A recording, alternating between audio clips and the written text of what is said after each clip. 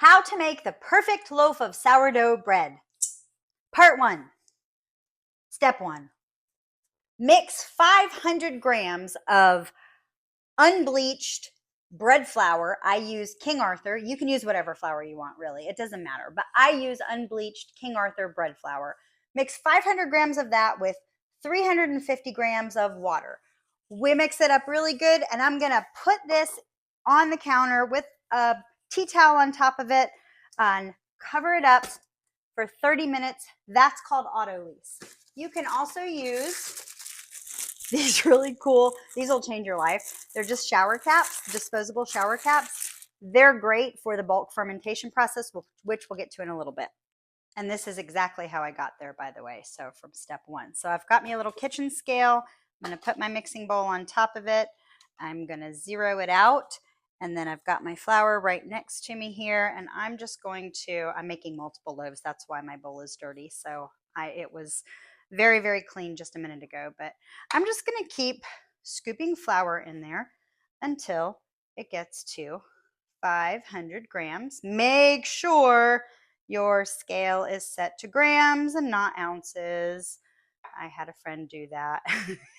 And, it's very different if you're using 500 ounces versus 500 grams. So we're just gonna measure that. Whoops, I went a few grams over. There we go, 500 grams. From there, we're gonna zero out our scale with the flour still in the bowl. And we're gonna use room temperature or warm water.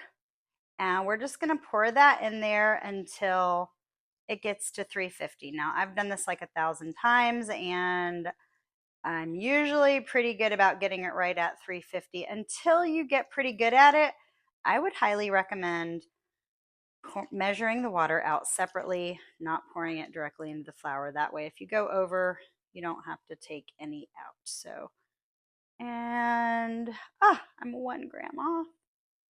Boop. Come on. Boop. 350. Woohoo! Perfect. If and only if you have a standing mixer like this one with a dough hook, then use it because it saves a lot of time. I just make sure that it's on a very slow setting. And we're gonna mix it until it looks like what I showed you in the beginning of the video. Okay, now because that only took like 1 minute, by the way. We don't want to mix it up too much. We're just mixing the flour and the water together. And because I'm making multiple loaves, I'm going to scoop that into the bowl that it's going to be proofing in the whole time. And we're going to let this sit on the counter covered for 30 minutes. That's called the auto lease process that I showed you in the very beginning. Now, you can, if you're only making 1 loaf of bread, you can do everything in the KitchenAid mixer. I'm making like 8, maybe 10 loaves of bread today. So I'm going to put them in individual bowls. You can make a whole big thing of it. If your mixer can handle it or if your arms can handle it, that's cool. Personally, I like to make each individual loaf at a time. I don't do the big giant bulk fermentation because I don't have a micro bakery and, I'm not selling it. So this is just what I do. I like to make individual loaves at one time. So that's what I'm going to do. And I'm going to cover this one up. This is my second loaf that I'm auto leasing right now, or second batch that I'm auto leasing.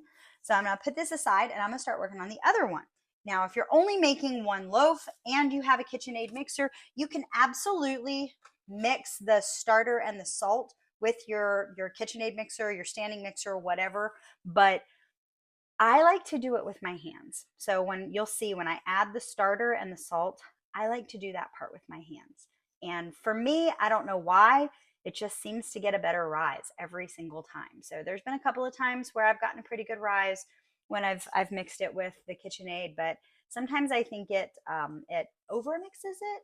I don't know. Maybe I'm wrong. Maybe it's just coincidence, but that's me. Here's a couple of practical tips along the way while we're waiting for our bread to finish auto leasing. So if you're going to be um, baking, maybe one or two at a time, and you've only got one or two glass bowls, I highly recommend using your glass bowls first. The reason being, they'll rise just fine in a metal bowl or even a plastic bowl. I've got a plastic bowl over here that I'm going to use too. But these beautiful, like little, just Pyrex, or this is a Pampered Chef one because I have Pampered Chef like everything since I was 18 years old. But these are absolutely fabulous because not only can you see the dome on it really well and see how well it's doming, but you're going to be able to see the beautiful bubbles in the bottom and get a better understanding of where you're at in the bulk fermentation process. And you will see that a little bit later on. Tip number 2, super important. Go to Sam's Club, Costco, wherever. Buy a big thing of paper towels. You're going to use a lot of paper towels. Here's why. You do not want to put flour and water, dough, down your sink. You're going to have a lot of dishes. Okay. You're going to have to clean a lot of things. As you discard your starter, and you're going to need to keep your jars clean, you reuse or put it into new clean jars. And you don't want to be rinsing all of this stuff down your sinks because it'll be like concrete in your pipes. So what you want to do is keep a lot of paper towels handy, wipe things off before you wash your hands, wipe the dough off of your hands. This goes for any kind of baking that you do. This is something that, I learned as a kid. You just don't put it kind of like you don't put oil down the sink. You don't put dough down the sink or flour and water down the sink. So apparently a lot of people don't know that, and that's okay. If you're new to baking or just don't bake a whole lot and you don't realize it now, a little bit is always going to get down the sink, and that's okay. If you're not baking a whole lot, then it's not going to be a big deal. But if you end up doing like what I do and you bake daily or every several days out of the week, then you're going to want to make sure that you invest in paper towels and that you wipe everything you can into the trash can, not down your sink. Super important. Tip number 3, and this is the final tip for this little segment. If you're messy like I am, get an apron. I'm just in an old t-shirt right now. This is probably one of my gym t-shirts. So I don't really care if I get flour on myself today, but you're going to get flour on you. And if you're wearing good clothes or you're, feeding your starter or baking a quick loaf of bread before you go somewhere, putting stuff together, put an apron on. An apron is a beautiful thing to have. And I think that we have just lost the art of using an apron. So anyway, that's my 3 minutes of little tips. Okay, here's the next fun part. So there's actually another little tip that I'm going to give you that I probably should have done in the last little clip. So anytime you're touching dough, anytime, whether it's just during the auto lease process and you're taking it off of the hook or you're just touching it, period, wet your hands. It'll make your life so much easier, trust me. Also, it's nice to have a wet paper towel. Anytime you've got like a spatula, spoon, anything like that, just to lay on your counter so that, number one, you don't get junk all over your counter and it's harder to clean up later. And just a little wet paper towel. And also wet it, because when you lay your spatula down, if you have to keep repeating the process, the spatula eventually will stick to the paper towel. So if you wet the paper towel, it's so much easier. So just one of the things I've learned. I'm gonna take the very first one. I've already made 1, 2, 3, 4, 5, 6 auto lease. So we're 30 minutes after. And I'm going to put this on my scale. I'm going to zero it out. I've already weighed out 10 grams of fine sea salt. Okay, it does not have to be Himalayan pink sea salt. It can be Celtic or whatever you have. I don't recommend using like regular table salt. This is what I'm using right now. Okay, so it's a really fine. Fine is the key, okay, because it mixes a lot better. So we're going to add that to our flour and water that's been sitting for 30 minutes. Make sure your bowl's nice and clean. And whoops, I forgot to get my ladle.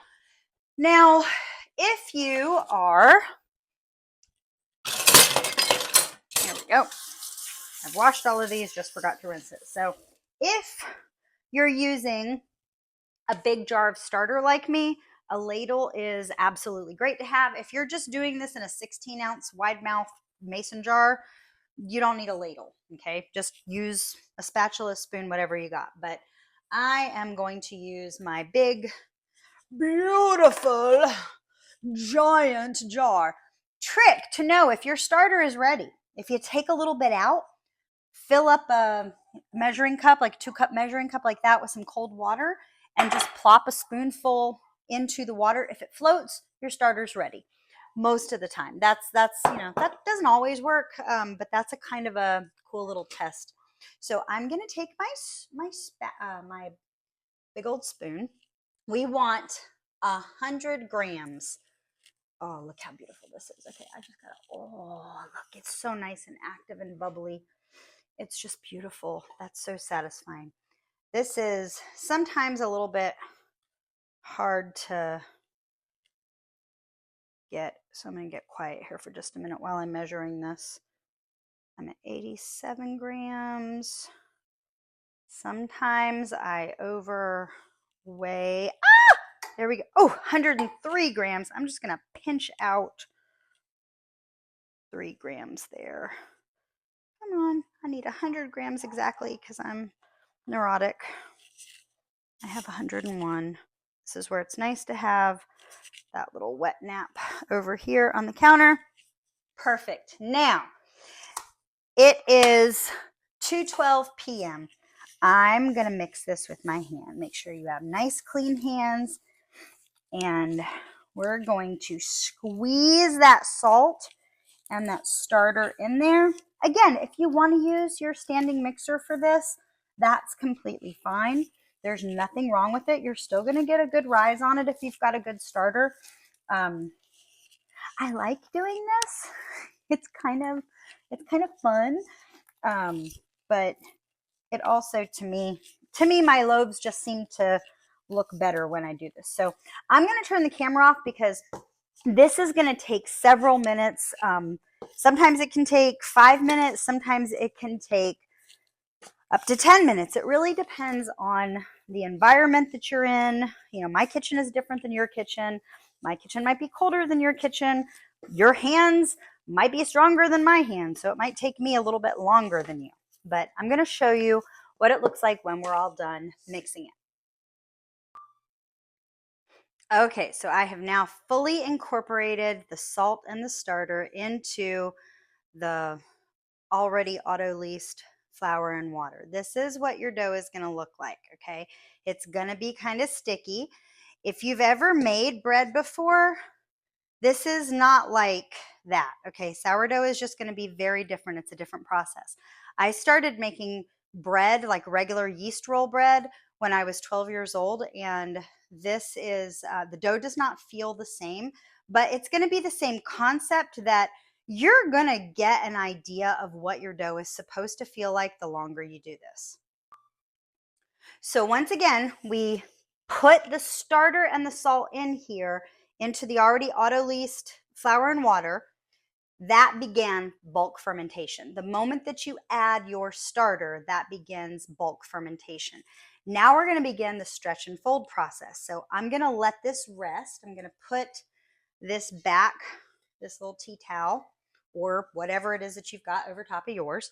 I'm going to put this back on here, and I'm going to let this rest to the side for roughly about 20-30 minutes. So every time, so you're going to do 4 stretch and fold cycles. Every time that timer goes off, you're going to come back. I'm going to show you how to stretch and fold it. We're going to do it roughly 4 times.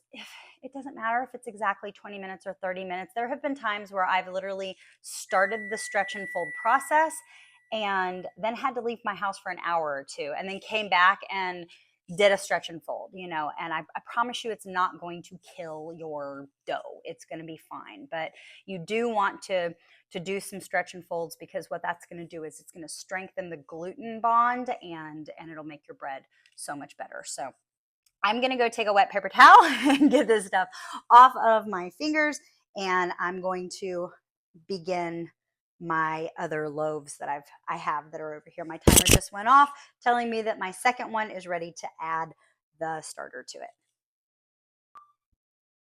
We have arrived at one of my favorite parts of the entire process, stretch and fold. So we're going to do 4 rounds of these. I've got flour all over myself. If you could see my jeans right now, like, yeah, this is why you wear an apron. Okay, so this is going to be stretch and fold round number 1. It's just a dried piece of flour in there. So this is what our dough looks like after, remember, bulk fermentation begins when you add the starter in, and it's been sitting here resting for roughly 30 minutes. So I'm going to wet my hands. I probably should have got a bowl, but I didn't. So I'm just going to wet my hands really quick. This helps so much. What we're going to do, you know what? Let me fix this here. Okay, I think we can see a little bit better. So with a wet hand, we're going to kind of take it and scoop it around the bottom until you can pick it up. And it's going to be really sticky. So you're just going to stretch it up, turn and fold it in.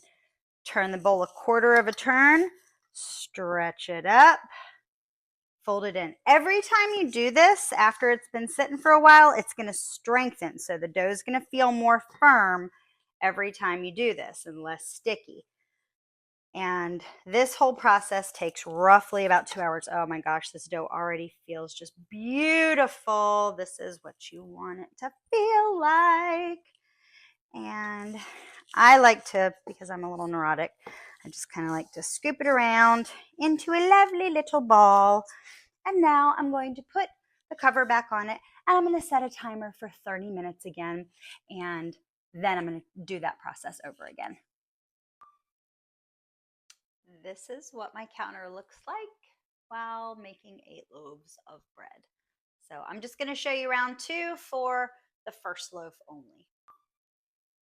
Okay, it's been 30 minutes since our first stretch and fold round.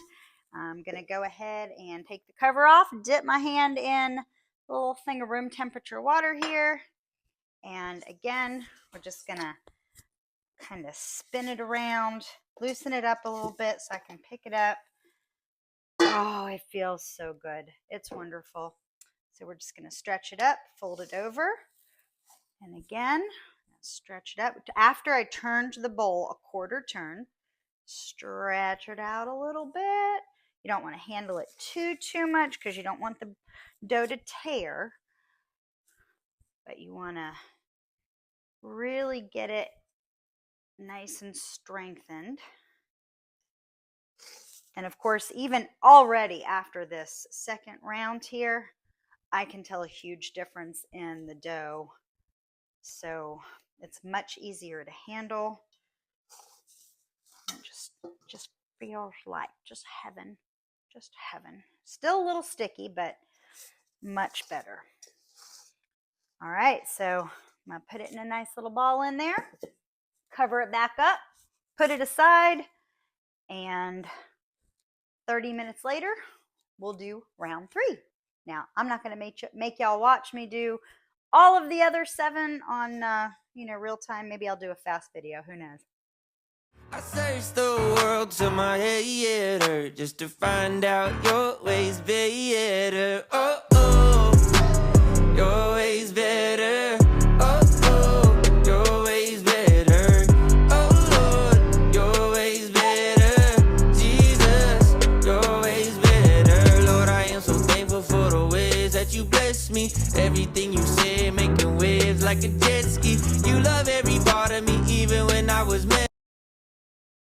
Okay, we're on our 3rd round of stretch and folds. Right now it's about 4:30. If you remember, I started the first one at 2:12, I think it was. And remember, bulk fermentation process begins before the stretch and folds. It begins when you add the starter to it. I know I've said that like 3 times, but there's a purpose behind it. So dipping my hand in some water, and you can see the dough changes every time, just a little bit. And it gets stronger and stronger. We're going to do this one more time about 30 minutes later. And then after the 4th stretch and fold round, I'm going to cover it up and I'm just going to leave it alone. It's going to finish its bulk fermentation process by sitting on the counter. Now, everybody's house is different. My house, I usually keep probably colder than what you want to. Sometimes I'll put a little space heater on my counter just to give it, give my kitchen a little bit more warmth, because bread will rise better in a warmer house. You know, you don't want to keep it too warm, otherwise it'll be all over the place. Another thing that you can do is you can put it in your microwave or your oven if you're brave enough to do that. Just make sure that you don't turn it on. You just want a nice place that you can keep it covered and keep it warm, or, you know, room temperature ish, nice. If you can keep your house at like between 70 and 72 degrees, that's fantastic temperature for letting bread rise. My house stays at 65 because, well, I'm almost 50 years old, and yeah, I keep my house at 65. So anyway, one more round of stretch and fold after this, and it'll be good. All right, we are on the final and fourth round of stretch and folds, and this is exciting. Yes, I put a hat on because I'm getting ready to leave my house, and you know, I don't look cute right now. That's okay. All right, dipping the hands in the water, same process. This is about what it looks like right now. See, we haven't had a whole lot of growth or anything like that in it, but dough feels really good. Just gonna stretch it out, fold it over, pick it up. Gonna do this fourth round. Now it's 5:00 p.m. Because I began bulk fermentation just a little after 2:00. My bulk fermentation process usually in my house takes anywhere between 12, maybe 15 hours, just depending on how, you know, how nice it is in here.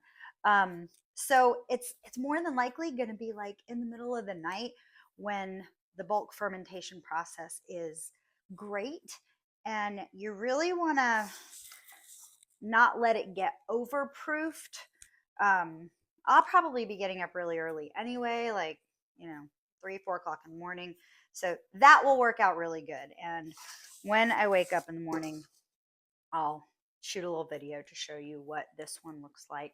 I'll probably show you the one in the glass bowl first, just because you can kind of see what that looks like. If I had 8 glass bowls, that would be absolutely fabulous, but I don't, because glass bowls are way more expensive than these lovely little stainless steel mixing bowls that I get at Ross for like $5 to $7. So, you know, sometimes being frugal is a really good thing. So this is still round 4. This is just a different loaf, and I decided I'm gonna show you the fourth round on this one, so that I'm gonna do the stretch and fold on the counter so you can get a better idea of what that looks like. Because it occurred to me that maybe in the videos in the other one it wasn't super clear. So I'm just gonna lightly dampen your hands. Don't get them like dripping wet or anything. So just scoop that out. Oh, that's so pretty. So we're going to fold it over like this, turn it a quarter way, stretch it out a little bit more. Same process there. This is a high hydration recipe. So, I mean, there's a lot of different math that you can look at depending on like what hydration your starter is, but for simple math, this is a 70% hydration recipe, meaning that since there's 500 grams of flour and 350 grams of water, 350 is 70% of 500.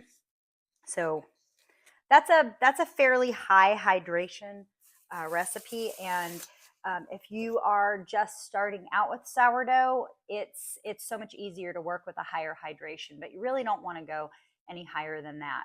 Otherwise, it's just, it can get real gummy and, you know, not so great. But this recipe I have found just to be absolutely perfect. So I hope you enjoy it. Hi again. It is now about 10 minutes after 7, so we have been in the bulk fermentation process, at least for the first loaf, for roughly 5 hours. Okay, so all 8 of my beautiful loaves are still over there. They're gonna be going through that bulk fermentation process for a bit.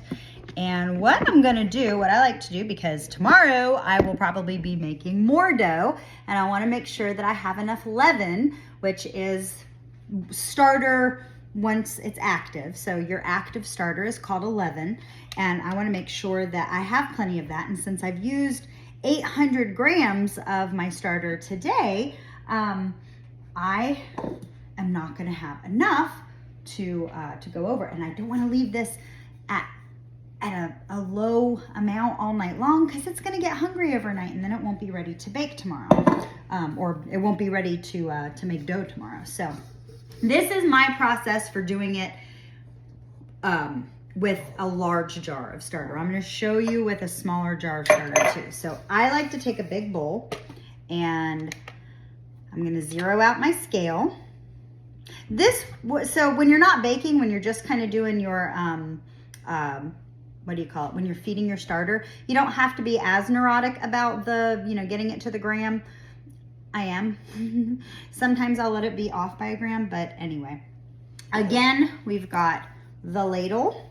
I like this long Pampered Chef small spatula, skinny spatula, and of course my wet napkin. Got a roll of paper towels at the ready. Got my flour. Now, a lot of people will tell you that filtered water is better to use.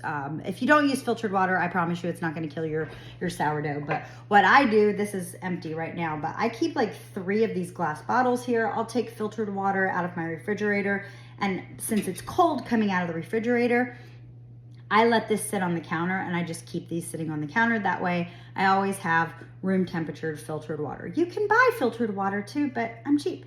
So, all right, that's that. Zeroed out scale, empty big bowl. Going to take out, I like to feed my starter with 500, 500, and 500. So we're gonna do that if I have enough, which I think I do. And I'm at 250, so I might actually not have enough. You know what? We're just gonna do, instead, we're gonna do 350.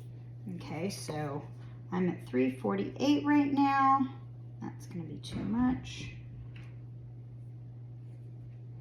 Okay, so there we go. So we're at about 350 of starter. I'm gonna zero it out again, zero the scale out, and now I'm gonna get my unbleached bread flour. I use bread flour. You could use all-purpose flour. It's not going to kill you. Bread flour is a little bit higher protein. What did I say? I was using 350, right? Yeah. Ooh, see? That could have been different.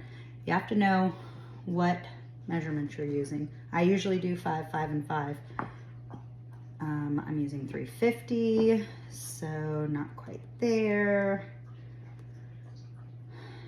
And I just realized that I forgot to measure out my water, so I'm going to turn this off here and get my water measured out in just a second. And ta-da! Got my flour in there. Hang on. Okay, I'm back. So now we're gonna add the water to the starter. 350 is where we want to be.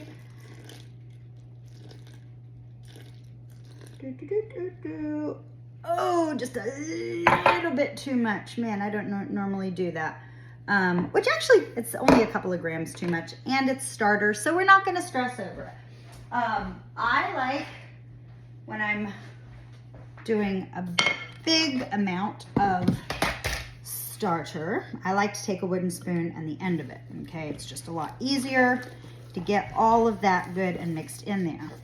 Now, I'm gonna show you how to make a small jar of starter for, normal people who don't bake 8 loaves of bread a day. And you will probably, if you're gonna be doing this, periodically or even regularly, it's totally fine to just keep a small jar of starter. You do not have to be crazy and make all the bread in the world, but I enjoy it. So it's fun for me, and I can work.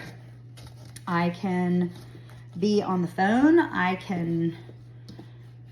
actually have my laptop set up at my kitchen table, and I take breaks from work to come over and do little sourdough things. I don't ever miss a beat on work. As a matter of fact, I negotiated a contract today while I was making 8 loaves of bread. So, you know, this does not have to take over your life. This really is such a simple process. Okay, so that's all good and stirred up. I'm going to return this to a clean, big fat mason jar once I'm all done with that. But before I do that, I'm gonna set this aside because I want to show you what normal people do. And that's going to be use a 16 ounce. Make sure you use 16 ounces. Don't use smaller, otherwise you're going to have starter all over your counter the next morning. Wide mouth mason jar, okay?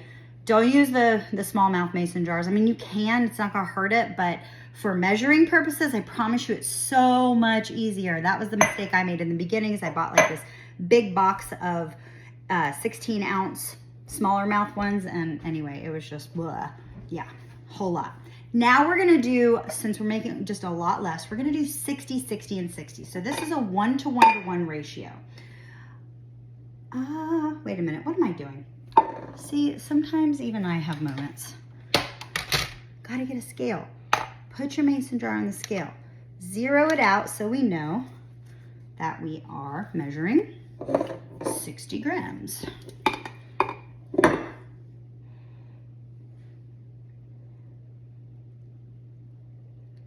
And that's 20-ish.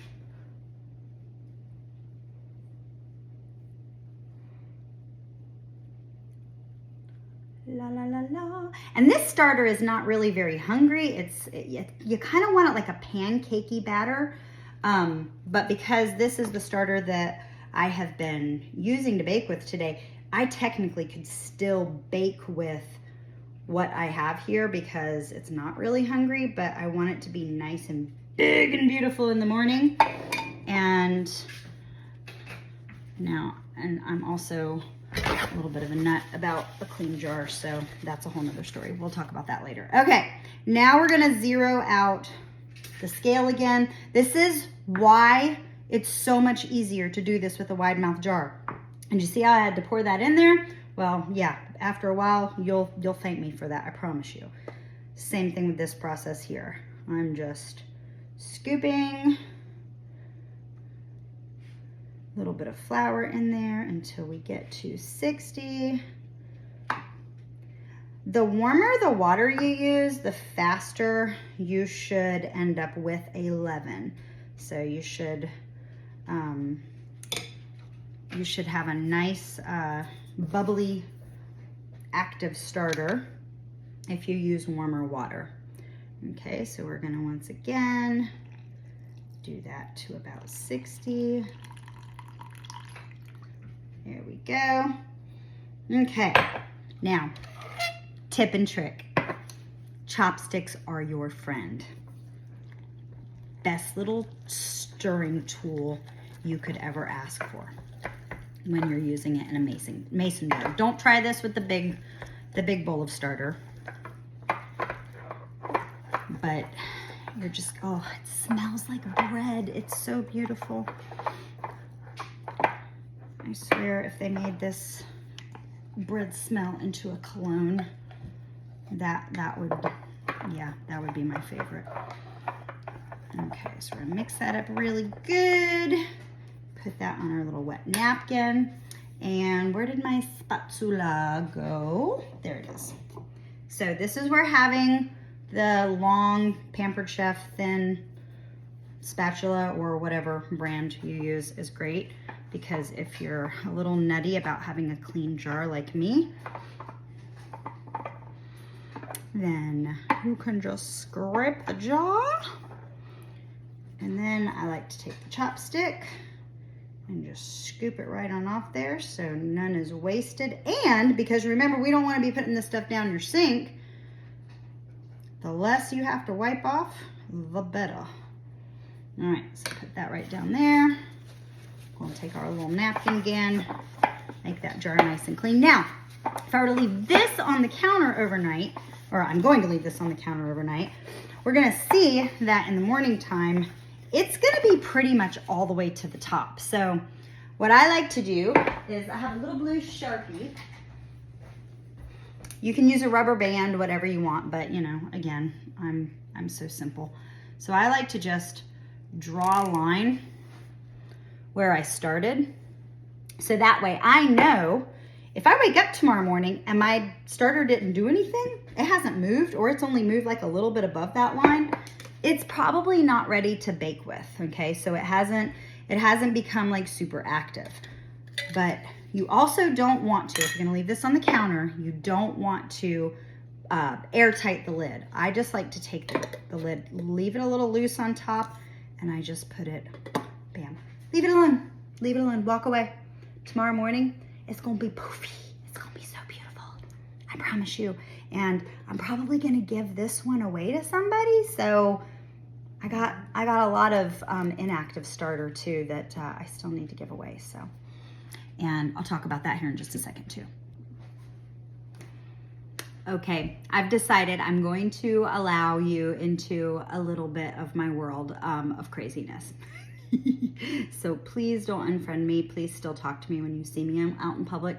But I have a lot of discard, okay? So when you are feeding your sourdough, and so I took out what I needed to feed it, put it in another area, and I'm gonna be cleaning this bowl out. Well, I've still got some stuff in there, and I don't really wanna throw it in the trash. So this is what we call discard. Now, it's really just starter, okay? So discard, you can bake with. I made, if any of you had any of my pumpkin scones that I made for an open house recently, that was made from discard. You can make cookies from discard. You can make pancakes. You can do like a vegetable beef soup with discard in it. I mean, this stuff is literally just, it's such a wonderful, wonderful thing.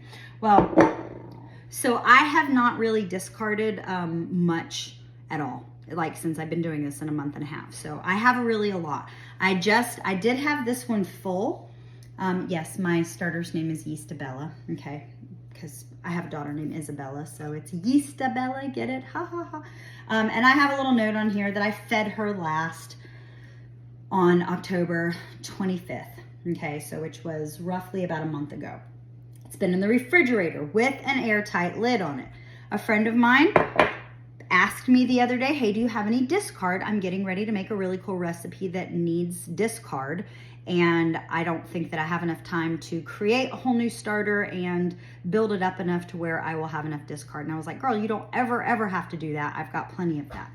So that's why this bowl is partially empty. So normally what I would do is I'd probably go ahead and feed this, but for the purposes of showing you what I'm gonna do with this new discard, I'm not going to tonight.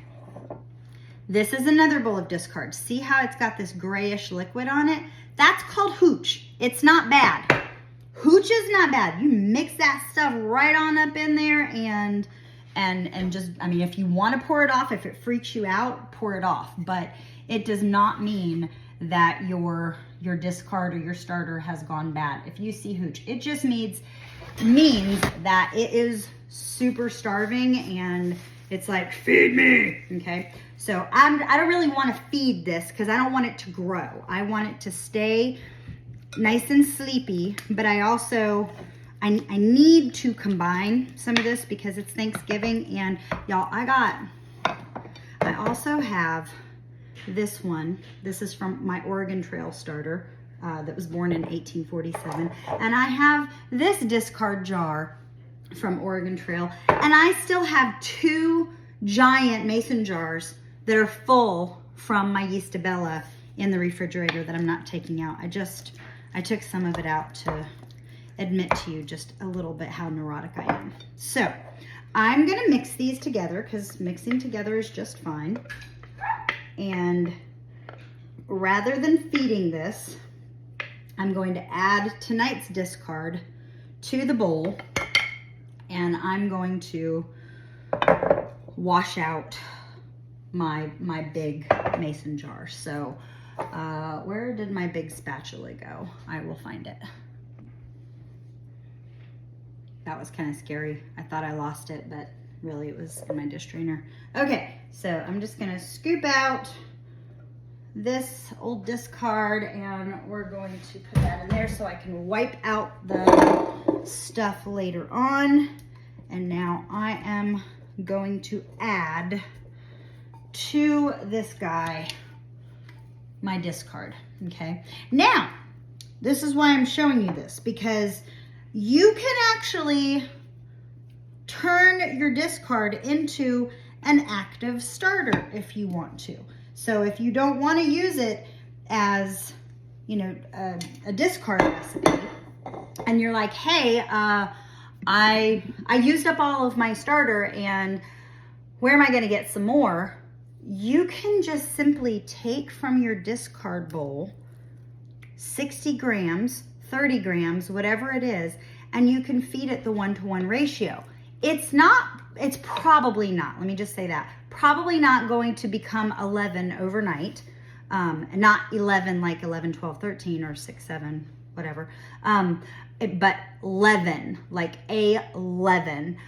It won't happen overnight, more than likely. It'll take 2 or 3, maybe even 4 feedings for it to wake up and come back to life, because, you know, when it's in the refrigerator, it's sleepy, it's getting hungry, it's like it's in hibernation mode. So, but you can always do that. So when people ask me, oh my gosh, I've had like 4 people today say, if you have any starter left. I have starter left, okay, because all of this is starter. All I have to do is scoop out 60, 120 grams, whatever you want, and I won't feed it before I give it to you. And when I give it to you, you'll need to feed it when you're ready to start. So that is how that process works. But anyway, just wanted to give you, while we're waiting for our bread to finish proofing so that we can go to the next step, which, you know, won't be until tomorrow. I just wanted to show you what the discard process looked like and the feeding process, because those are really important things to know. I know this is going to end up being a super long video, but I watched hours of super long videos in the beginning until I had this down pat, like to a science. So anyway, thanks for listening to me.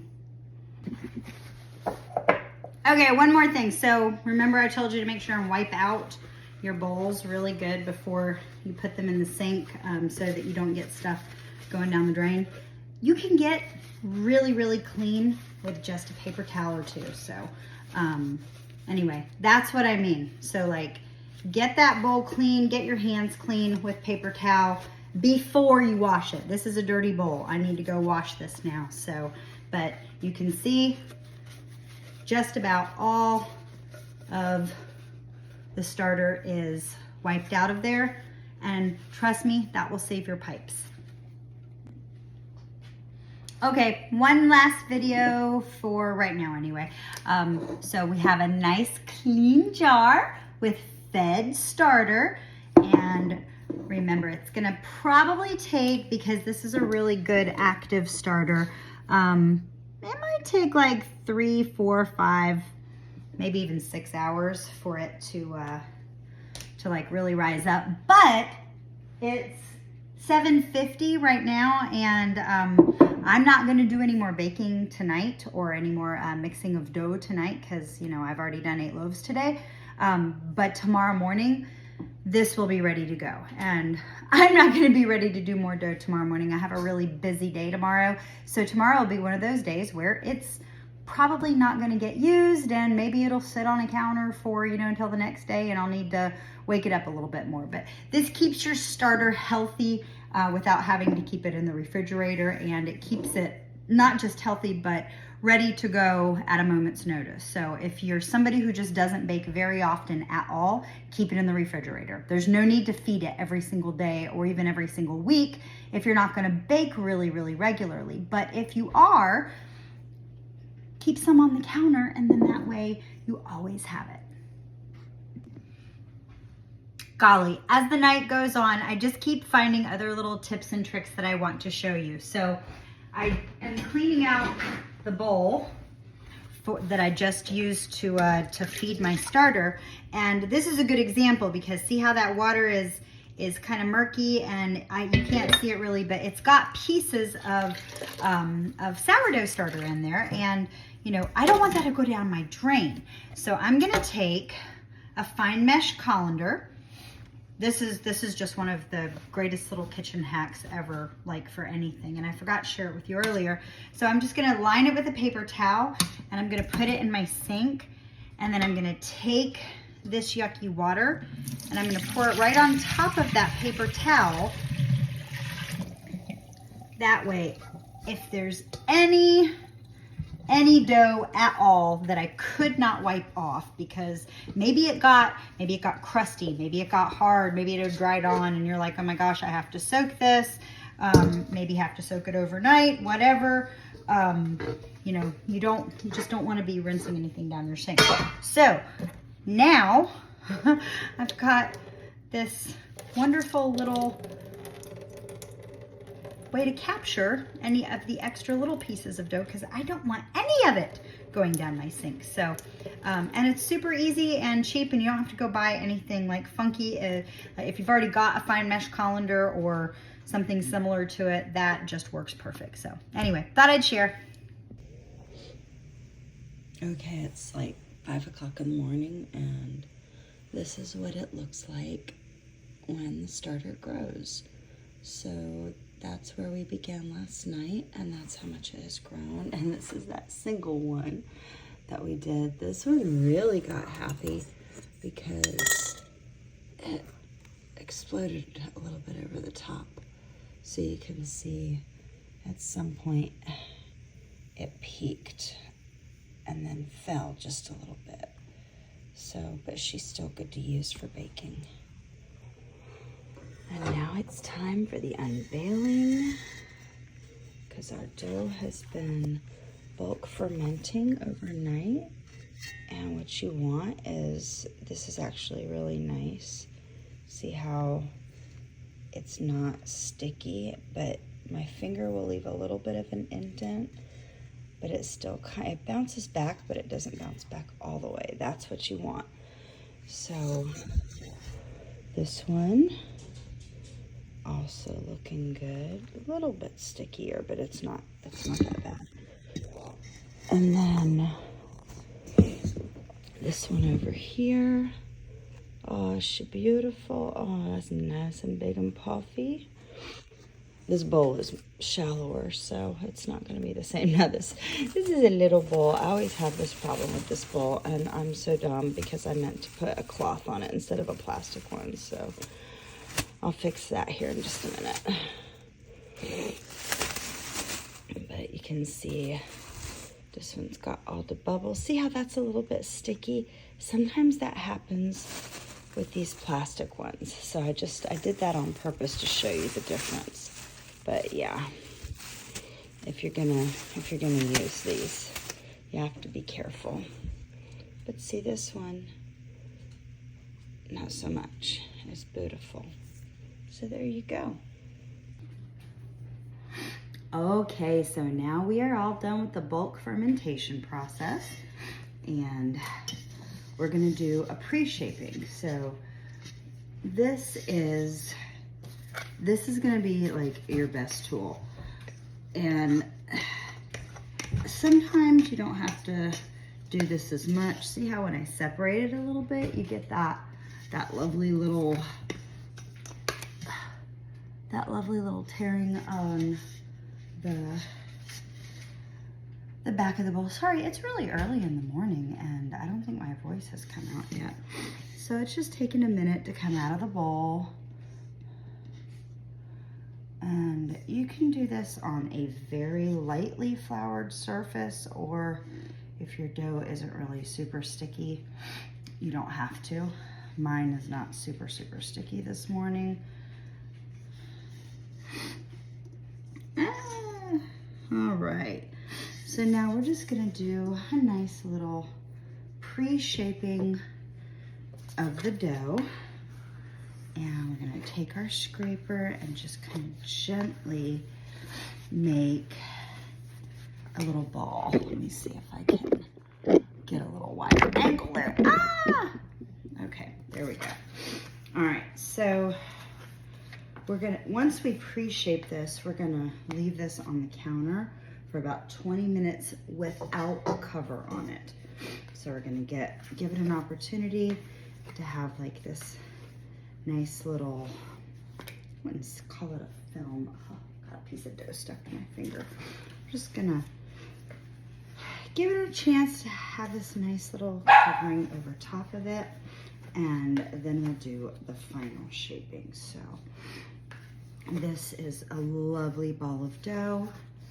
We want to make a nice tight circle. You don't have to use a scraper if you don't want to. If you just want to use your hands, that's totally fine too. So we're gonna let that rest there for about 20 minutes before we put it into our banneton for our final shape. Okay, I'm gonna go ahead and do another pre-shaping of one because, you know, this is a little stickier, so I'm just gonna show you like what happens in that case. So I'm gonna throw that bad boy away.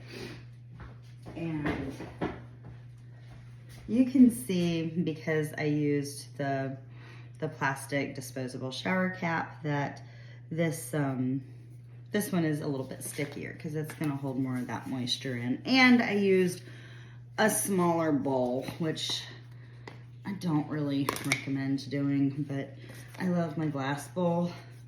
And oh, I forgot to show you the bubbles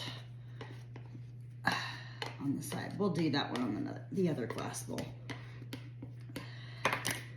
But I probably should have floured my surface a little bit with this one.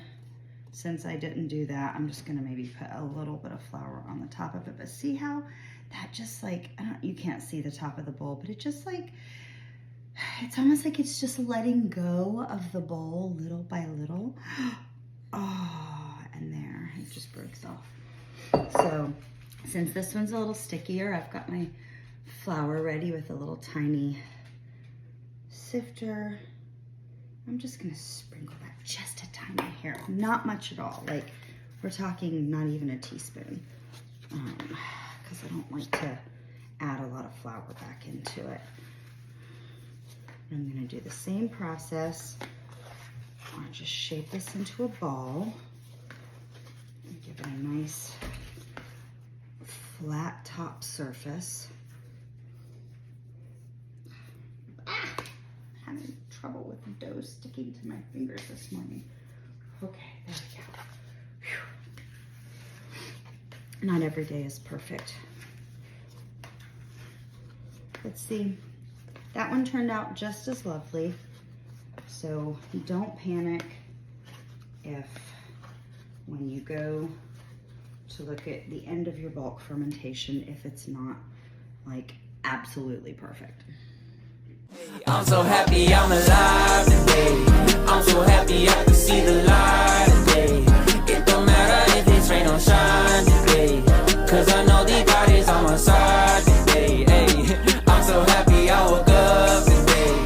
Put a little coffee in my cup today. To anyone who... And this is what 8 pre-shaped loaves looks like while you are waiting to shape them.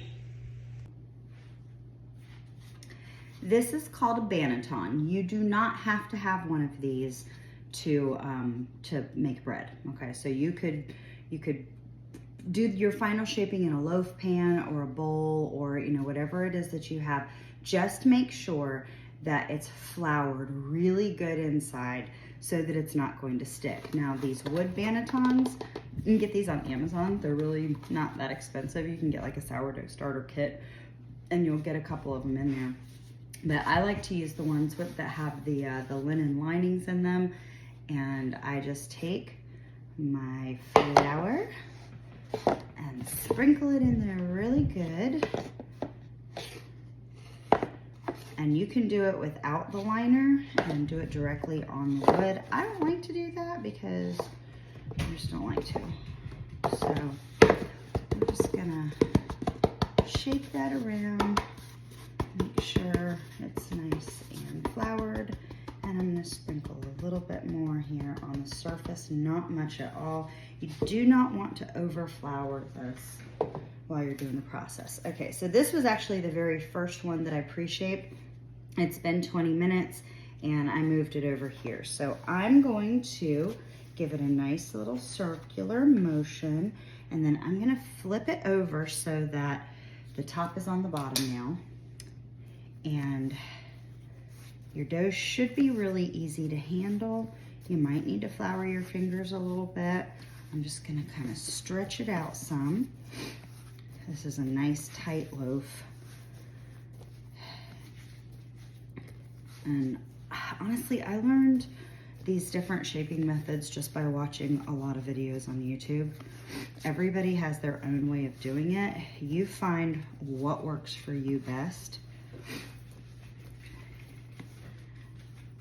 The banneton I'm using is called a batard. That's just basically a loaf shape. This one is called a boule. That's the shape of a bowl. I guess boule is French for bowl.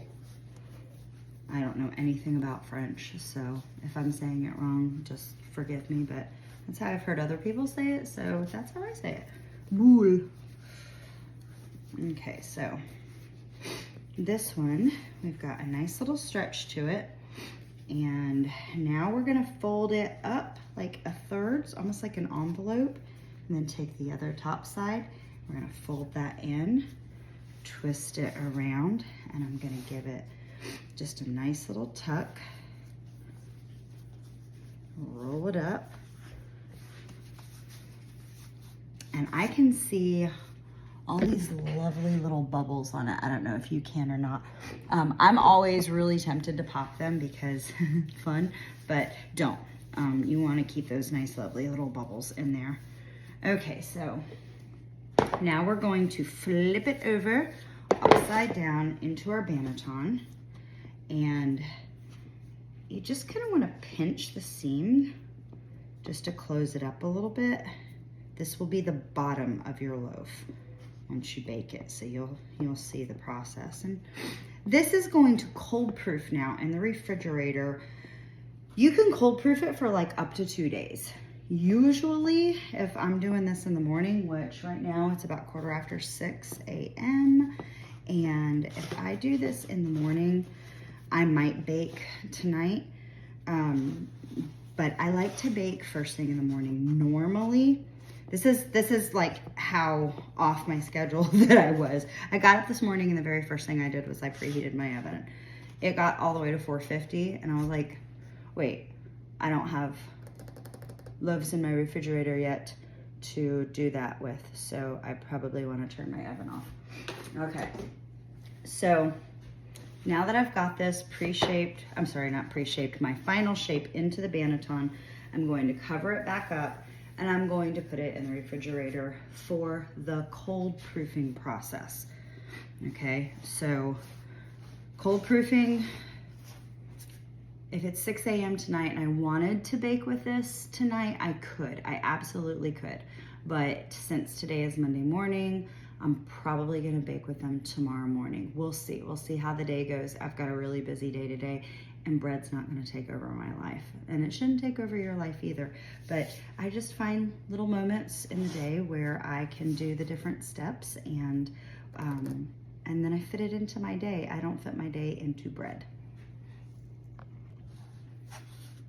Since I'm here and I've got plenty of loaves to show you, I'll show you the shaping of a boule as well. So once again, we're just gonna flour that real nicely.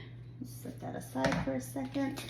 I'm gonna take my second loaf. You'll find sometimes that as they're sitting there after your pre-shape, they will kind of fall a little, or not fall, but like spread out a little bit. That's totally fine. I'm just going to, once again,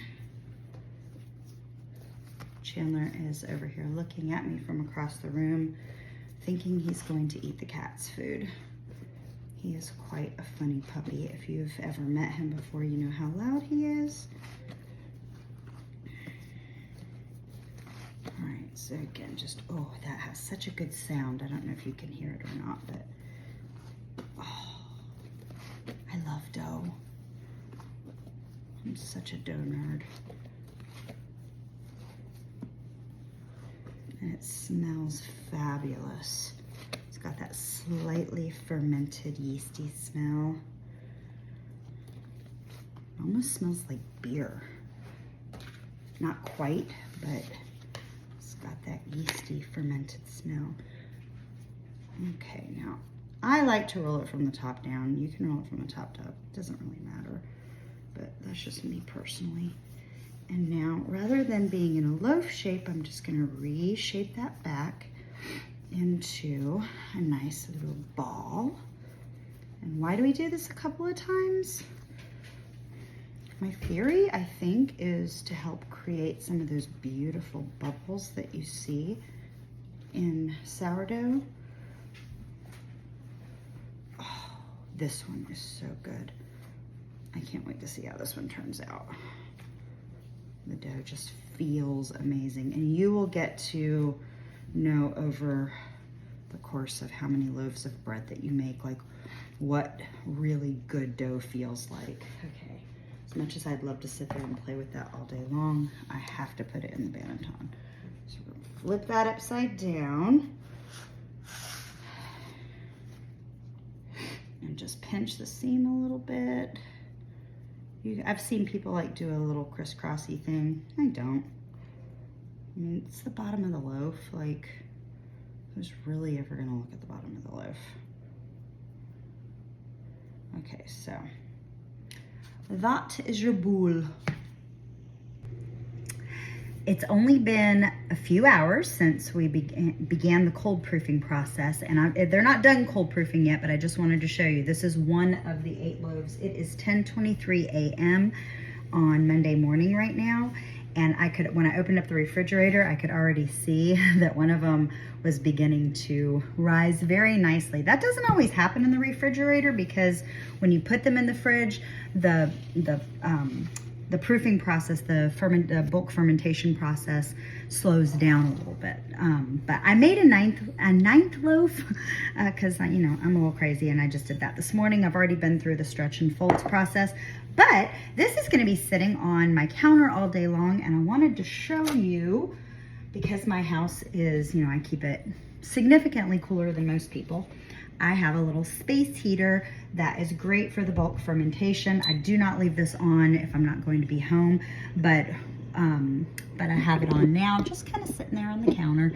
And I also have my glass bowl sitting on the counter over top of the dishwasher that's running right now, and will kind of create some heat, and sometimes that helps speed up the bulk fermentation process a little bit. So while I am out at work today and on appointments and everything, this is gonna just be proofing nicely, and I will come home tonight to a bunch of dough that is absolutely perfect and ready to go into the oven if I want to bake tonight. So anyway, thanks for listening.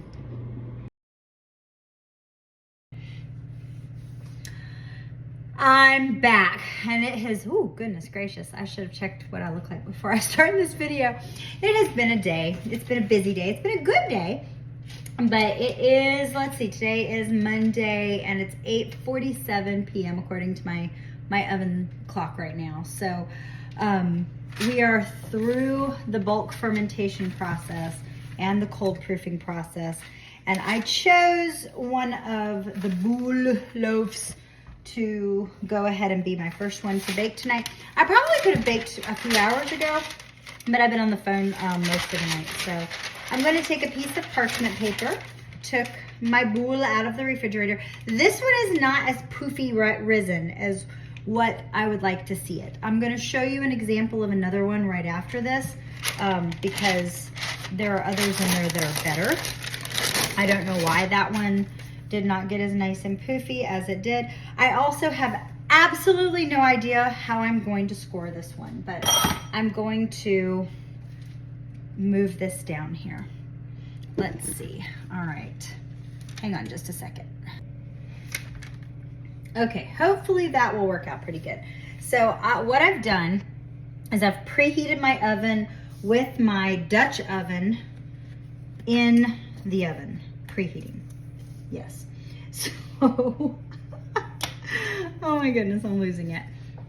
I have two different types of bread lamps here.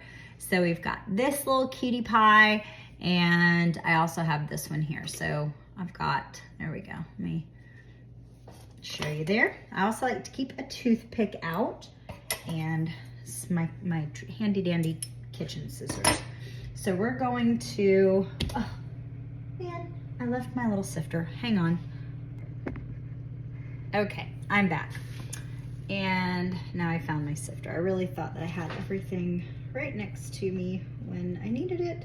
You don't want to put a whole lot of flour on this. Now I'm sprinkling it with flour because when you do this and then just gonna take your hand over it and make it smooth, this makes a really pretty design.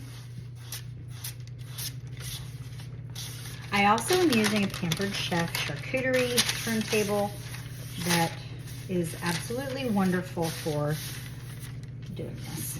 Okay, so I don't really know what I'm going to do just now, but we're probably gonna do something super simple. So I'm gonna make just some simple wheat stalk looking scores in this one.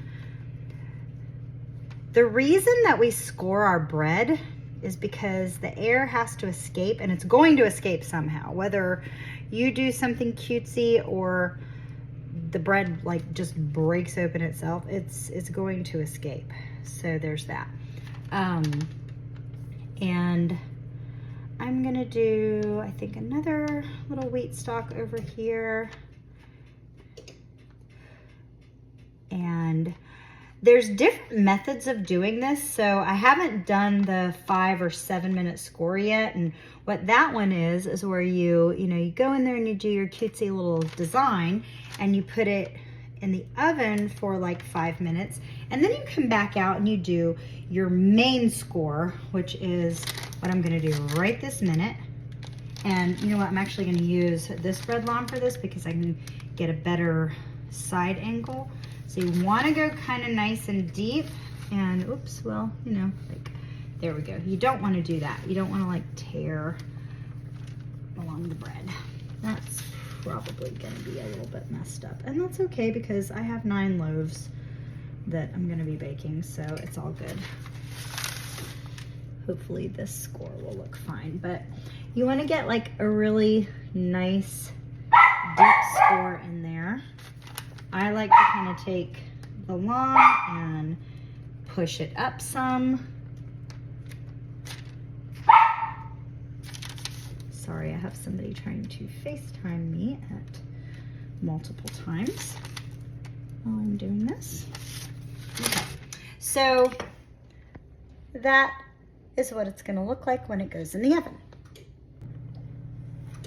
Now comes the really fun part. Oven mitts are super important, okay? So I'm going to take out one of my Dutch ovens. I've got 2 Dutch ovens preheating in here. And so this is one of the reasons why parchment paper is super important. I tried to do this one time without parchment paper and it did not go well for me. Okay. I'm just gonna put that in there. Now, one of the things I like to do, because I've just found that it makes my bread look prettier, is after I've picked it up, I cut some of that excess parchment paper off. I have found that it does not squash my loaf as much when I do that. So I'm just gonna trim that up a little bit. And now we're gonna put it 20 minutes with the lid on in the oven. When that 20 minutes is up, I'm gonna take it out of the oven and I'm gonna put it back in with the lid off for 20 minutes. So there we go, timer set. Start. We'll come back in 20 minutes. Sometimes you get a phone call when your timer goes off on the 20-minute mark and you have to go ahead and put the bread in the oven again with the lid off, and you don't get a chance to take video of it, but that's okay. So y'all know what happened was I took it out of the oven with the lid on. After 20 minutes, I took the lid off, I put it back in the oven, I set the timer for another 20 minutes, and now I'm fogging up my glasses. Now I'm taking it out of the oven, and let's just go ahead and take those things off. I can't see without them, but you know, it is what it is. And this is what we have. We had a lovely little oven spring.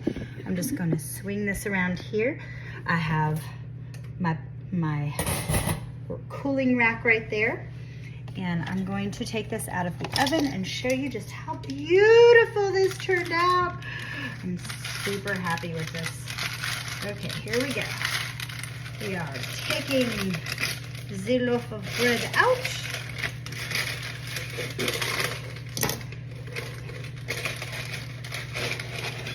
Oh, goodness. Oh, that's so beautiful. Okay. So as you can see, we have a nice rise on it. There is a lovely ear. Not too much. I don't like a super huge ear because then it makes it not cut very well. We have a pretty little pattern on top. And listen. You hear that? Okay, so that crunch eventually will soften up quite a bit, but look how pretty that is. You do not want to cut your bread when it comes first out of the oven.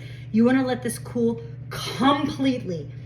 If you try cutting your bread before it is cooled, you're going to have problems. Just trust me. Trust me. So that is how you bake the perfect loaf of sourdough. I'm going to show you what the other one, what the actual batard shaped loaf looks like as well, because I went ahead and just baked the boule first, but I want to show you how to score the batard. And you know, it's really not that much different, but it's just super simple, and I hope you enjoyed these. I promised you a batard. This was actually, I believe, the first loaf that I started working with. See how it's got a nice little rise there. See how it's probably, oh yeah, if I push that in, I get a little fingerprint, but it bounces back, but it doesn't like completely bounce back. So absolutely perfect. I got it on my little spinny table. I reuse parchment paper because, you know, again, I hate waste. I'm gonna spin that around. And I think with this one, I'm gonna try a little snowflake today. I probably need to get me one of those cutesy cameras that hovers like above my loaf. I'm not that sophisticated yet, y'all, so, you know, bear with me. Okay, we're just gonna make that nice and pretty. Beautiful. Okay, and maybe I'll do a little bit more because I think the video that I watched on how to do the snowflake had a little bit more flour on it than what I normally do, because now we're gonna take some dental floss, or you can use twine. I just happen to have dental floss like in my kitchen. Don't ask me why. Yes, it's for bread. Okay, and we're gonna like make a little line there. We're gonna make another little line there. And another line there. the string, twine, dental floss, whatever it is that you choose to use, actually does help quite a bit. So I'm gonna take my cutesy little bread lawn here, and I'm just going to, let me see if I can, I don't know if I can do this and show you what I'm doing. I'm gonna try. I need a photographer. But if you can kind of make out what I'm doing here. Yeah, I'm gonna have to put the camera down when I do this. Okay, I'm gonna turn it off and show you what it looks like when I'm done. I have a feeling this one's gonna turn out wonky. I don't know why.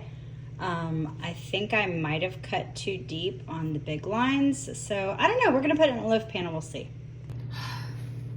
Sometimes I think these people on YouTube, like, they have it so together that their scoring process with all their cute Christmas music and everything just, it looks so much better than mine, but comparison is the thief of joy. So we're not going to go there. I'm going to trim this up just a little bit more. I'm putting it in a roast pan. And no, whatever. It's going to be fine. It's flour. Oh no! Crisis averted. Everything is fine. Everything is fine. So I don't preheat my loaf pans, but I do cover that with another loaf pan, and I am now going to put this in the oven. 20 minutes lid off, 20 minutes lid on. Let's see what it looks like. We are almost at the end.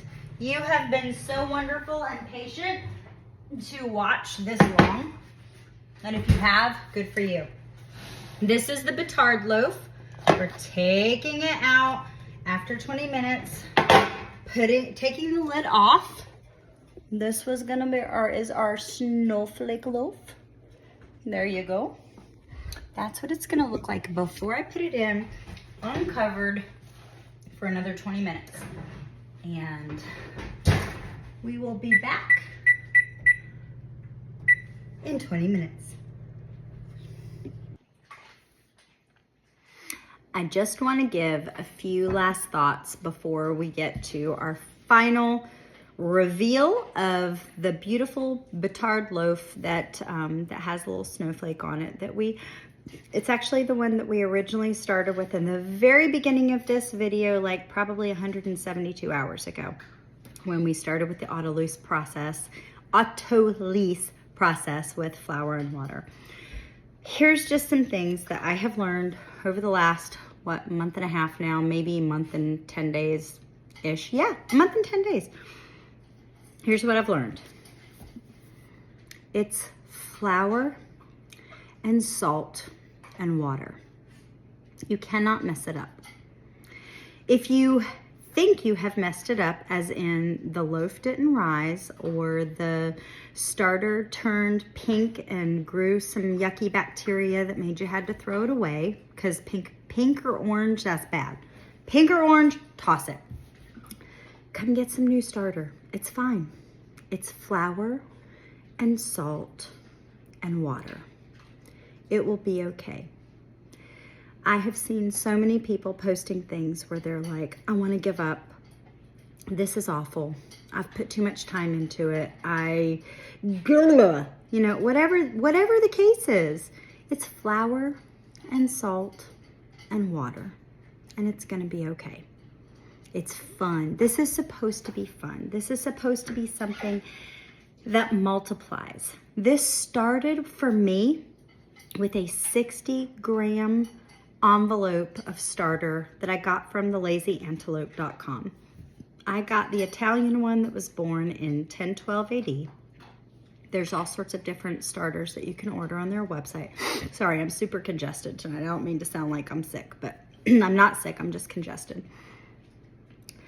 There's so many different starters, with each of them has their own unique history and background and story. I prefer to use the established starters because they're established and you don't have to worry about, like, oh my goodness, is my starter mature enough to use? It's flour and water and salt. It's not a big deal if you mess it up, please understand that. And I say that because I'm speaking from somebody who is a reformed perfectionist. Everything I do, you've probably heard me say within this super long video that I'm neurotic about this or I'm neurotic about that. I'm changing my language about myself because not everything has to be perfect. My hair doesn't have to be perfect. My makeup doesn't have to be perfect. My bread does not have to be perfect. But my friends, neither does your bread. And as I say this, I'm taking my final, just kidding, not my final. I'm not taking my final. I'm actually doing my other loaf because my timer just went off. And I had another one that had to go in the oven. So there we go. Woo! Okay, let me put my timer on. I'm back. Okay, so what I was saying, perfection is not the end game. If you are somebody who struggles with needing to do everything to the gram, to the letter, to the T, to everything perfect all the time, please hear my heart. You are great and wonderful and perfect just the way you are. This is fun. This is stretchy and satisfying, and it's the miracle of multiplication because God wants to multiply so much in your life. And this little starter, the 60-gram starter that I paid $10 for on this website, came into my home. I literally wanted to just make a couple of loaves of bread for me and my kid. And it has turned into something that I have been able to bless others with. And for that, I am so grateful and I'm so joyful. And I think that's really where a lot of this comes into play, is just finding the gratitude and the joy in life. So in just a few minutes, my loaf is going to come out of the oven. Now I've been making now 9 loaves over the past, a little over 24 hours. I think we started this process yesterday morning, and I think the autolyse, I can never say that word right. That process started at 2:12 yesterday afternoon. It's now sitting at 10:20 p.m. on Monday night. And I've only baked 4 loaves of the 9 that I have. The rest of them I'll probably bake first thing in the morning. I'll get up really early and do it. But I wanted to make sure that I had enough to at least show you some different scoring techniques and finalize the process. So when I pull this last loaf out of the oven here in just a few minutes, this will be the end. And if you have actually watched this far, then thank you. Thank you so much. I appreciate you. I appreciate you spreading the love. Now, if I have given you starter, please take it and multiply it and spread it to others and share with others the simplicity of the recipes. There's a bazillion different recipes out there. You can do so much. We can talk about mix-ins later. We can put cranberries and garlic cloves and rosemary and all of the yummy things that I just love, and cheese and jalapeno, and oh my gosh, like I'm gonna try one with stuffing and cranberries, and I'm really excited about that. But this is the basic simple sourdough loaf. And thank you for watching. I'm going to show you one more tiny little clip at the end when this loaf comes out. And I bless you. May the Lord bless you and keep you. May He make His face shine upon you and be gracious to you. And may He give you peace and all the love in the world to you. Thank you so much, and I love you. And we have made it. Pardon me. And we have made it to the end of our perfect sourdough loaf video. Let's see. Why do I leave my glasses on when I open up the oven? I don't know. I can't see anything now. Okay. Look at that beauty. Okay. We're just gonna turn it around to our little rack there. I hope y'all have gotten to know Chandler over the last hour so that you have watched this video. And this is the original loaf that we started with. It is absolutely perfect. I just love a gorgeous sourdough loaf. So we have a nice little, it's supposed to be a snowflake score. You know, I'm happy with that. It's very hot. Hear that? Oh, yes. Once again, you don't want to cut into your sourdough. Oh man, I just realized I'm gonna have to wait like until maybe tomorrow morning before I finish this video so I can cut into it and show you what the crumb looks like. So never mind, this isn't the last clip. Pause and be right back in whenever it cools off. This is how truly committed I am to finishing this video for you. It is 12:18 a.m. on, well, now technically Tuesday morning. We started this process on Sunday. I'm gonna use this one as the bread that I cut into because every week I make my 18-year-old daughter a loaf of fresh bread. I use a Pampered Chef serrated bread knife, and we're gonna cut into it to see the crumb because it's now fully cooled. Oh my goodness. Perfect. Look at that. Oh my gosh, y'all, this smells so good. So, thank you so much for watching. Those of you who have watched all the way to the end, thank you for seeing what it's like to start with 500 grams of flour, 350 grams of water, 100 grams of beautiful active starter, established beautiful active starter, and 10 grams of salt. I love you all. Happy sourdough. Thank you for watching. I'm Heidi Turner. I sell real estate, I give away bread for free, and I love Jesus more than anything in the world.